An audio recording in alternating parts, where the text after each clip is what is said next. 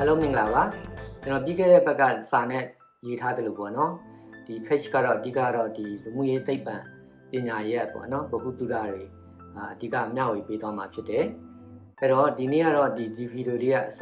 ပြောတဲ့အနေနဲ့လည်းဖြစ်တယ်ပေါ့နော်ပထမဆုံးကျွန်တော်ဒီအစပြောတဲ့အနေနဲ့အားလုံးကိုစဉ်းစားစေချင်တဲ့မိကွန်းလေးတွေနဲ့အရင်စချင်တယ်ပေါ့နော်ကျွန်တော်တို့လူသားတွေရဲ့လူမှုတည်ဆောက်ပုံတွေလူမှုတိုင်းဝန်လေပတ်ပုံတွေဘယ်ကနေဘယ်လိုစခဲ့ကြလဲကျွန်တော်တို့လူသားတွေဟာလူတစုနဲ့တစုအပြုအမူတွေအပြောဆိုလေထနေထိုင်မှုပုံသဏ္ဍာန်တွေဘာကြောင့်မတူကြသလဲဘာကြောင့်ကမ္ဘာအနှံ့မှာရှိတဲ့တချို့နေရာတွေတချို့နိုင်ငံတွေ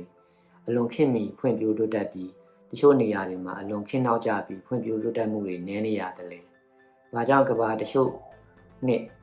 မြန်မာနိုင်ငံလူမှုရေးနိုင်ငံရေးစီးပွားရေးပြဿနာတွေမကြာခဏကြုံနေရသလဲကျွန်တော်တို့ဒီလူမှုရေးနိုင်ငံရေးစီးပွားရေးတွေကောင်းမွန်လာအောင်ဘယ်လိုလုပ်ကြမလဲ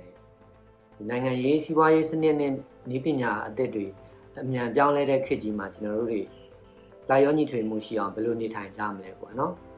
စတဲ့မိခွန်းတွေနဲ့ကျွန်တော်အားလုံးကိုစဉ်းစားစီချင်ပါတယ်ပေါ့နော်အဲ့တော့ဒီနေ့ကတော့အစပြောတဲ့အနေနဲ့အသေးစိတ်ထိမသွားဘူးကျွန်တော်တို့ဒီ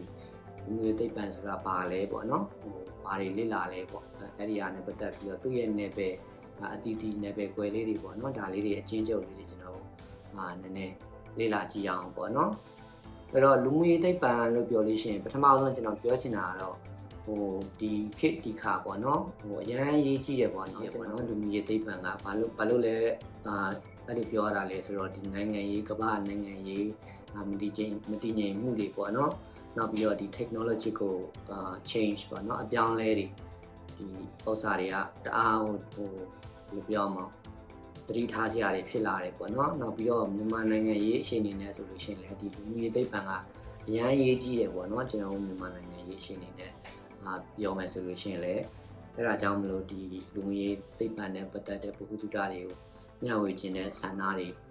ပေါ်လာတာဖြစ်တယ်ပေါ့နော်ကျွန်တော်ကိုယ်တိုင်လည်းပဲဒီသင်ကြားရေးပိုင်းမှာဆိုလို့ရှိရင်လူမှုရေးနဲ့ဆိုင်တဲ့ဥစ္စာတွေတင်တာများတယ်ပေါ့နော်လူမှုရေးသိပ္ပံလို့ပြောလို့ရှိရင်လူမှုရေးပေါ့နော်လူမှုရေးကတော့ပြောထားတဲ့အတိုင်းပဲလူတွေနဲ့ပတ်သက်တဲ့အရာမှန်တယ်များအားလုံးကိုဆိုလိုတယ်ပေါ့နော်ပြောလို့လည်းရတယ်အဲ့တော့လူမှုရေးသိပ္ပံဆိုတော့သိပ္ပံကကျတော့ဒီဘာတင်ပေါ့နော်ဒီနီးစနစ်ကြနဲ့သိပ္ပံနီးစနစ်ကြနဲ့ဒီလူမှုရေးဆိုင်ရာပြဿနာတွေအကြောင်းအရာတွေကိုလေ့လာတဲ့ဘာသာရဲ့လည်းတစ်ခုလည်းဖြစ်တယ်ပေါ့နော်သူကတော့နယ်ပယ်တာကျဲတယ်ပေါ့နော်လူမှုရေးသိပ္ပံလို့ပြောလို့ရှိရင်အဲ့တော့ဒီလူမှုရေးသိပ္ပံကျွန်တော်လေ့လာတဲ့အချိန်ခါလို့ရှိရင်အဓိကပေါ့နော်လူမှုအတိုင်းဝိုင်းနဲ့ပတ်သက်တဲ့အရာတွေအပြောင်းအလဲတွေဘယ်လိုပေါ်ပေါက်လာလဲစသည်ဖြစ်ပေါ့နော်ဘာတွေပြောင်းလဲမှုတွေရှိလဲစသည်ဖြစ်လူမှုတိုင်းဝိုင်းမှာရှိတဲ့အရာတွေကိုကျွန်တော်ကလေ့လာတာဖြစ်တယ်နောက်ပြီးတော့ဒီယဉ်ကျေးမှုပိုင်းဆိုင်ရာတွေပေါ့နော်ယဉ်ကျေးမှုပိုင်းဆိုင်ရာတွေလည်းလေ့လာသင်ယူရတာဖြစ်တယ်နောက်ပြီးတော့ဒီနိုင်ငံရေးစီးပွားရေးပေါ့နော်ဒါတွေကျွန်တော်ဒီလူမှုရေးသိပ္ပံမှာအကုန်ဘတ်စုံလေ့လာတယ်သူတေသနာတွေနဲ့ပေါ့နော်စာတွေဖတ်ရတယ်ဒါမျိုးစသည်ဖြစ်ပေါ့နော်နိုင်ငံရေး policy မူဝါဒတွေပြောင်းလဲတွေဒါတွေကိုလည်းကျွန်တော်နယ်ပယ်တိတိကနေပြီးတော့လေ့လာရခြင်းဖြစ်တယ်ပေါ့နော်အဲ့တော့ကျွန်တော်ဘယ်လိုတွေလေ့လာလဲပေါ့လူမှုရေးသိပ္ပံမှာဘာတွေလေ့လာလဲလို့ပြောရင်တော့သူနယ်ပယ်ခွဲတွေရှိတယ်ပေါ့နော်လူမှုရေးသိပ္ပံအောက်မှာဆိုလို့ရှိရင်အဲ့ဒီဥပမာဆိုလို့ရှိရင်လူမှုဗေဒပေါ့နော် sociology လို့လည်းခေါ်လို့ရတယ်ဒါကကျတော့ဒီလူမှုရေးနဲ့အဆောက်အုံတွေပေါ့နော်လူမှုရေးအဆောက်အုံဒီလူတိုင်းဝိုင်းဘယ်လိုတွေလဲပတ်တယ်ဆိုတာတွေနဲ့ပတ်သက်ပြီးတော့လေ့လာကြတယ်နောက်တစ်ခုကကျတော့ဒီ anthropology ပေါ့နော်မနုဿဗေဒပေါ့နော်ဒီမနုဿဗေဒကတော့ဒီလူတင်ပေါ့ဒီယဉ်ကျေးမှုဆိုင်ရာတွေဘာသာစကားတွေဒီ technology တွေဘယ်လိုဖွံ့ဖြိုးတိုးတက်လာတယ်ဘယ်လိုပြောင်းလဲမှုတွေရှိတယ်စသည်ဖြစ်ပေါ့နော်ဒါမျိုးတွေလေ့လာရတာဖြစ်တယ်ပေါ့နောက်တစ်ခုကကျတော့ဒီတင်ပေါ့ဒီ psychology လို့လည်းပြောလို့ရတယ်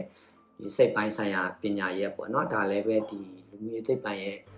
နယ်ပယ်ခွဲတစ်ခုလို့ပြောလို့ရတယ် discipline ပေါ့နော်ဒါတွေလည်းကျွန်တော်တို့ဒီလူမျိုးသိပ္ပံမှာလေ့လာရတာဖြစ်တယ်ပေါ့နော်ဒါတွေကလည်းတကယ်ဒီလူမျိုးဆိုင်ရာပြဿနာတွေအကြောင်းအရာတွေကိုနားလည်ဖို့ အဖြေရှာတဲ့လေ့လာတဲ့ဘာသာရပ်တစ်ခုလိုလည်းဖြစ်တယ်အဲ့ဒါအပြင်ကိုကျွန်တော်တို့ဒီ economic ပေါ့နော်စီးပွားရေးဆိုင်ရာတွေလည်းကျွန်တော်တို့လေ့လာရတာဖြစ်တယ်ပေါ့နော်လူမှုရေးသိပ္ပံနဲ့မှာဆိုလို့ရှိရင်စီးပွားရေးအပြင်ဆိုလို့ရှိရင်ဒီ political science ပေါ့နော်နိုင်ငံရေးဆိုင်ရာသိပ္ပံပေါ့နော်နိုင်ငံရေးနဲ့ပတ်သက်တဲ့အကြောင်းအရာတွေနိုင်ငံရေးလို့ပြောလို့ရှိရင်အစိုးရပိုင်းဆိုင်ရာတွေစသည်ဖြစ်ပေါ့နော်ဒီအပြည်ပြည်နဲ့ဘယ်လိုပြောမှာနိုင်ငံခြားရေးဆက်ဆံရေးတွေပေါ့နော် international relationship တွေဒါမျိုးတွေကျွန်တော်လေ့လာရတာဖြစ်တယ်နောက်ပြီးတော့ဒီ geography ပေါ့နော်အဓိကတော့ human geography ပေါ့ဒီလူမှုပထဝီကိုလို့လည်းပြောလို့ရတယ်ပေါ့နော်ဒါမျိုးတွေလည်းကျွန်တော်လေ့လာရတာဖြစ်တယ်လူသားတွေဖြစ်တဲ့ကြောင့်မလို့ကမ္ဘာမြေကြီးမှာနေထိုင်ရတာဖြစ်တဲ့ကြောင့်မလို့ဒါတွေကမ္ဘာမြေကြီးနဲ့လူတွေနဲ့ရှိတ်ဆက်မှုဘယ်လိုတွေရှိတယ်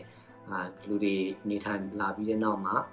ဘယ်လိုတွေပြောင်းလဲမှုတွေရှိတယ်စသည်ဖြစ်ပေါ့နော်သူရဲ့ပြဿနာclimate change တွေစသည်ဖြစ်ပေါ့နော်ဒါမျိုးတွေ environmental science လည်းကျွန်တော်တို့ကလေ့လာရတယ်ပေါ့နော်တဘာဝပတ်ဝန်းကျင်သိပ္ပံနည်းပညာတွေပေါ့နော်ဒါအပြင်ဆိုလို့ရှိရင်လည်းဒီပေါ့နော် criminology ဒီဘယ်လိုပြောရမလဲပြည်မှုကျူးလွန်တဲ့ကိစ္စတွေဒီဥပဒေပိုင်းဆိုင်ရာတွေနဲ့ပတ်သက်ပြီးတော့လည်း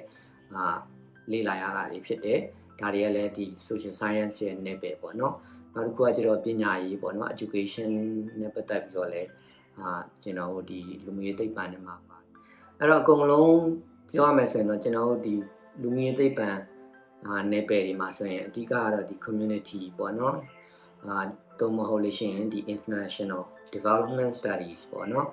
development ဖွံ့ဖြိုးတိုးတက်ရေးနဲ့ပတ်သက်တဲ့အကြောင်းအရာတွေနယ်ပယ်တွေကိုလေ့လာရတာဖြစ်တယ်ဒါတွေကတော့အကုန်လုံးကတော့ကျွန်တော်တို့အသေးစိတ်ဘယ်လိုသွားကြမလဲဆိုတာဒီနောက်ပိုင်းကြလို့ရှိရင်ဒီ issue တွေနဲ့ပတ်သက်ပြီးတော့အကြောင်းအရာတစ်ခုချင်းဒီကြုံတယ်လို့မျိုးကျွန်တော်ကိုယ်တိုင်လည်းပြောပြသွားမှာဖြစ်တယ်ပေါ့နော်နောက်ပြီးတော့တခြားသောဒီနယ်ပယ်အသီးသီးကနေပြီးတော့ပညာရှင်တွေနဲ့ပူးပေါင်းပြီးတော့အဲ့လိုမျိုးဆွေးနွေးပွဲတွေပေါ့နော်လုပ်သွားမှာဖြစ်တယ်အဲ့ဒီအချိန်ကြလို့ရှိရင်ကျွန်တော်ထပ်ပြီးတော့လေ့လာသင်ယူလို့ရတယ်ပေါ့နော်ဒါကတော့အချင်းချုပ်အနေနဲ့ဆိုရင်တော့ဒီ social science ပေါ့နော်အဲ့တော့ဒီနေ့ကတော့ဒီလောက်နဲ့ပဲရက်လိုက်ပါမယ်ပေါ့နော်ဒီကာလအစပြောတဲ့အနေနဲ့ introduction ဆိုတော့လေအများကြီးလည်းမပြောဘူး